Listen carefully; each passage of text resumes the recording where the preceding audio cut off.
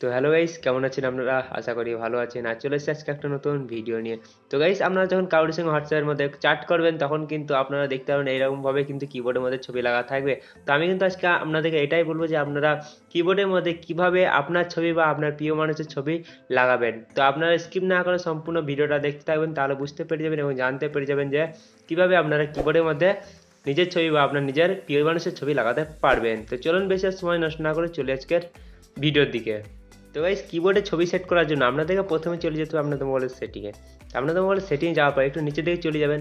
তো একটু নিচের দিকে চলে যাওয়ার পর এখানে পেয়ে যাবেন অ্যাডিশনাল সেটিংস, এখানে ক্লিক করবেন। এখানে ক্লিক করার পর এখানে কিবোর্ড অ্যান্ড ইনপুট মেথড এখানে ক্লিক করবেন। এখানে ক্লিক করার পর দেখতে পাবেন কারেন্ট কিবোর্ড, ঠিক আছে, এখানে ক্লিক করবেন। তো এখানে ক্লিক করার পর আপনি যতগুলো কিবোর্ড ইউজ করেন আপনার মোবাইলের মধ্যে ততগুলি কিবোর্ড কিন্তু এখানে শো করবে। তো আমি কিন্তু এখানে একটা কিবোর্ড ইউজ করি যার নাম হচ্ছে জিবোর্ড, দেখতেই পারেন এখানে। তো আপনার যদি এখানে জিবোর্ড এখানে শো না হয় তাহলে কি করে আপনি এখানে কিবোর্ড শো হবে সেটাও কিন্তু আমি লাস্টে বলবো। তো আপনারা সম্পূর্ণ ভিডিওটা দেখতে থাকবেন।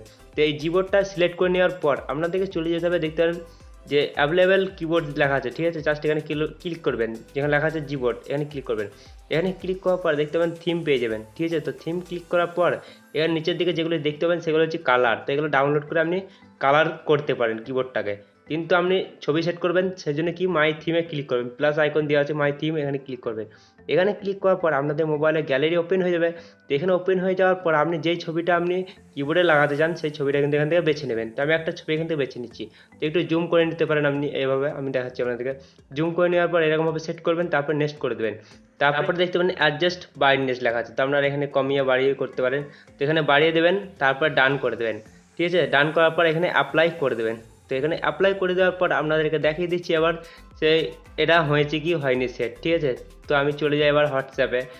তো এবার হোয়াটসঅ্যাপ ওপেন করি। তো হোয়াটসঅ্যাপ ওপেন করার সঙ্গে সঙ্গে দেখতে পারেন এটা কিন্তু চেঞ্জ হয়ে গেছে। তো আমি কিন্তু আলাদা ছবি লাগিয়ে রেখেছিলাম আগে, এবার চেঞ্জ করে এই ছবিটা লাগালাম। তো এইভাবে কিন্তু আপনারা ছবি চেঞ্জ করতে পারবেন। এবার বলি, আপনাদের মোবাইলে যদি জিবোর্ড অপশানটা শো না হয় তাহলে কি করবেন? আপনাদেরকে জাস্ট করতে হবে যেটা, আপনারা প্লে স্টোরে চলে যাবেন। প্লে স্টোরে যাওয়ার পর আপনাদেরকে এখানে সার্চ বারে আপনাদেরকে সার্চ করতে হবে জিবোর্ড বলে।